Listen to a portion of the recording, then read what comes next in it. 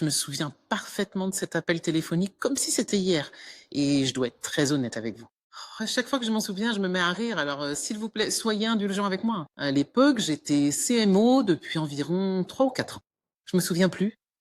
Et comme la plupart des gens ambitieux, je savais exactement ce que je voulais ensuite. Aussi clairement que le jour. Ah, je voulais devenir PDG. Vous l'avez déjà entendu de nombreuses fois si vous écoutez le podcast. C'était l'objectif. C'était le plan initialement prévu.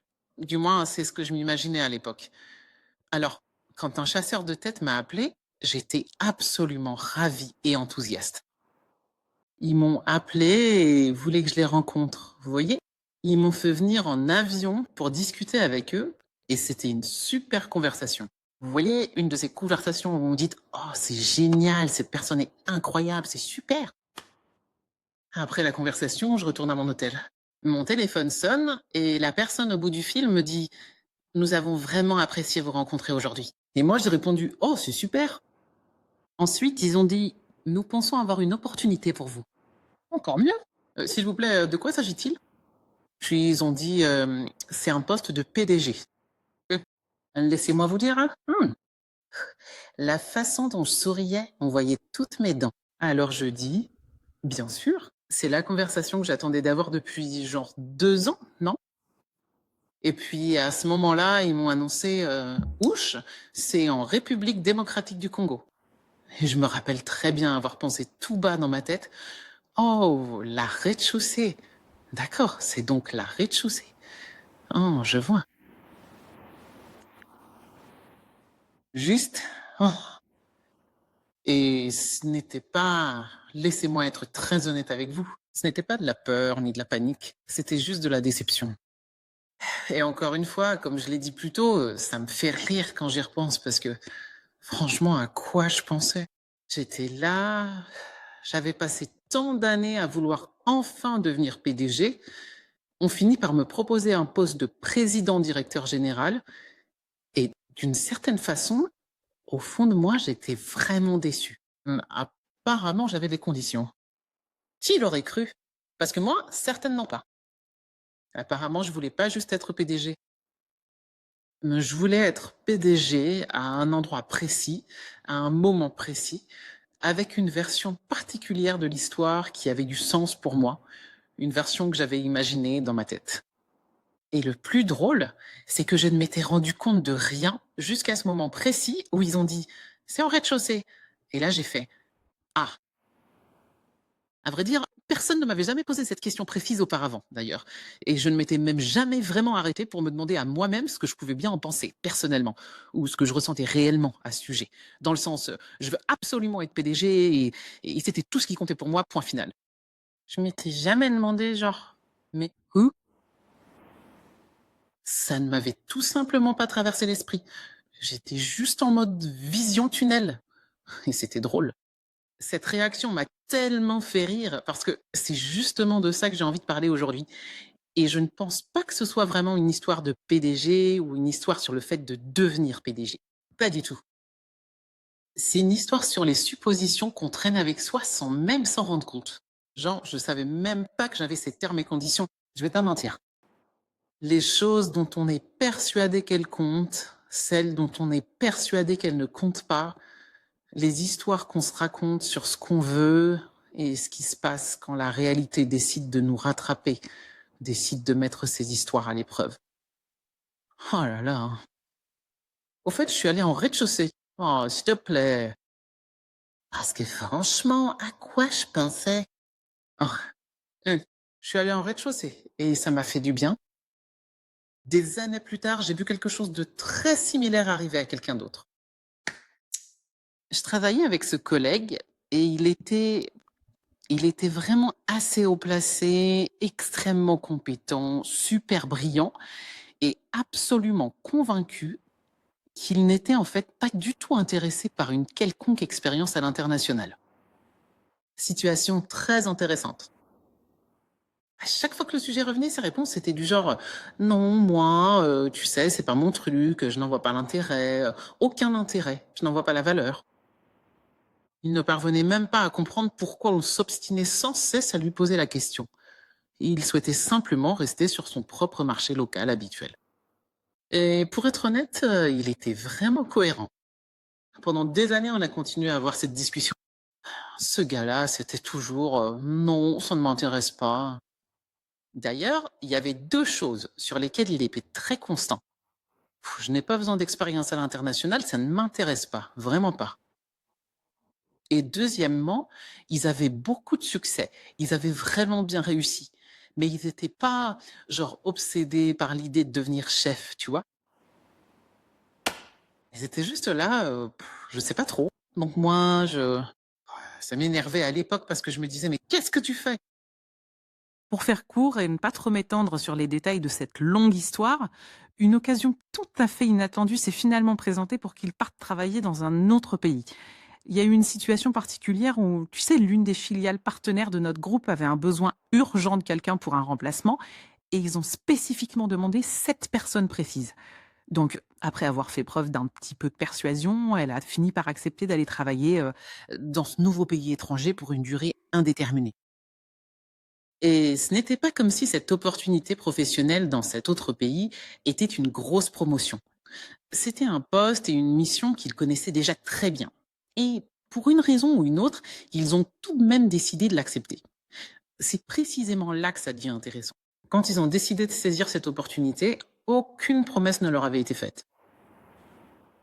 Pour une raison ou une autre, ils ont choisi de saisir cette opportunité de travailler à l'étranger. Je ne sais pas pourquoi. On ne le saura jamais. Ah, c'est l'un des mystères du monde. Cette décision cruciale et inattendue a finalement changé du tout au tout leur trajectoire future.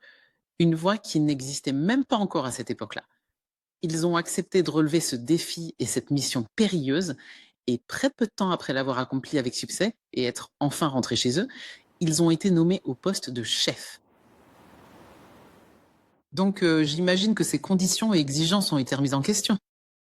Je trouve ça aussi assez drôle parce que pendant des années, cette personne était tellement sûre de ses conditions et exigences, des choses qui comptaient pour lui, des choses dont il était absolument certain. Je n'ai pas besoin d'expérience à l'international. Je ne poursuis pas cette voie pour devenir chef. Et en l'espace de moins d'une année entière, ces deux éléments fondamentaux ont été totalement remis en question et sont devenus très concrètes pour lui. Ces conditions et exigences se sont avérées être complètement bidons, si vous voulez mon avis. Et je pense qu'à ce stade, vous pourriez croire que la leçon est évidente, qu'il faut peut-être être flexible dans sa carrière, ou avoir l'esprit ouvert, ou dire oui plus souvent. Non, ce n'est pas la morale de l'histoire, parce que j'ai une troisième histoire à raconter. Je me souviens, quand j'étais beaucoup plus jeune dans ma carrière, il y avait ce monsieur, et pendant un moment, j'ai vraiment pensé que je devais en quelque sorte calquer ma carrière sur la sienne.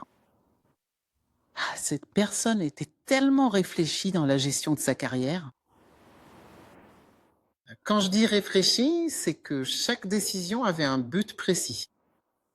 Un poste sur un grand marché, case cochée. Un poste de direction sur un autre marché, un peu plus petit, case cochée. Une autre mission qui élargissait son expérience, encore une case cochée. Et si on regardait ça de l'extérieur, c'était très logique. Je me disais, waouh, voilà un homme qui a un plan. Et il y avait une logique derrière tout ça. La logique derrière tout cela, c'était qu'il ambitionnait d'obtenir un poste de bien plus grande envergure et que toutes ces expériences diverses étaient destinées à l'y préparer minutieusement. Et je me disais, ouais, ça a vraiment du sens. Travailler dur, élargir ses compétences, non? Accepter des missions difficiles, élargir son expérience et se positionner pour le niveau supérieur. Ça paraît logique, non? Bien sûr que oui. C'est précisément ce qu'on nous présente comme étant la manière la plus appropriée et correcte de procéder. Et c'est une théorie qui semble tout à fait raisonnable. Et puis, ce poste de direction si prestigieux, que je suis intimement convaincu qu'il convoitait ardemment depuis le tout premier jour, peut-être même depuis l'époque lointaine où il n'était encore qu'un tout petit bébé, s'est finalement libéré, et c'est malheureusement une toute autre personne qui a fini par l'obtenir à sa place. Et ce qui m'a frappé, ce n'est pas la déception, parce qu'évidemment il y en avait. Il ne s'agissait absolument pas de quelqu'un qui avait simplement laissé sa carrière aller à la dérive. Ce qui m'a véritablement frappé, c'est à quel point sa théorie semblait sensée et le fait que ces conditions n'étaient pas du tout cachées. Tout était parfaitement limpide et transparent. Ils travaillaient dur pour cela, mais au final, ils ont découvert quelque chose de bien plus difficile à accepter. Ce n'est pas parce que le plan initial a du sens que le succès final est pour autant garanti. Et c'est le fil conducteur de ces trois histoires. Elles n'ont pas du tout la même fin. Vraiment pas. Et elles n'enseignent même pas la même leçon. Elles sont liées parce que la réalité fait mal. La réalité a mis une théorie à l'épreuve. Il a appris que même le plan le plus réfléchi ne nous donne pas autant de contrôle qu'on aimerait le croire. C'est ce qu'il a retenu. C'est alors que j'ai découvert ma propre réalité quand on m'a proposé une opportunité d'emploi et que pendant une minute entière, j'ai vraiment hésité parce que ce n'était pas tout à fait le package auquel je m'attendais.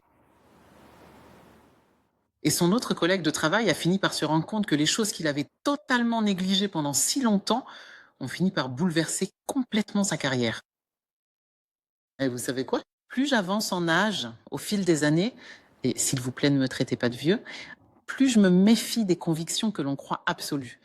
Parce que certaines des plus grandes surprises de ma vie sont venues du fait de découvrir que je ne comprenais même pas mes propres conditions générales aussi parfaitement que je l'imaginais au départ. Et ce que tout cela signifie réellement, c'est que j'étais absolument certain de savoir ce qui comptait pour moi. J'étais persuadée de savoir ce que je voulais et je pensais savoir ce qui ferait véritablement toute la différence. Et franchement, parfois, je me suis rendu compte que ce n'était absolument pas le cas. Et c'est ça, la leçon.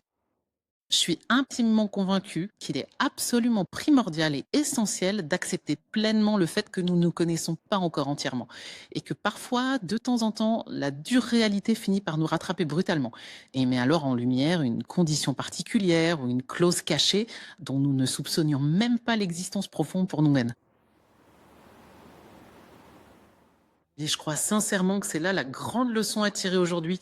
Nous portons en nous des mécanismes profondément ancrés, des suppositions ainsi que des idées préconçues qui ne finissent par se révéler que lorsque la réalité brutale les met véritablement à l'épreuve.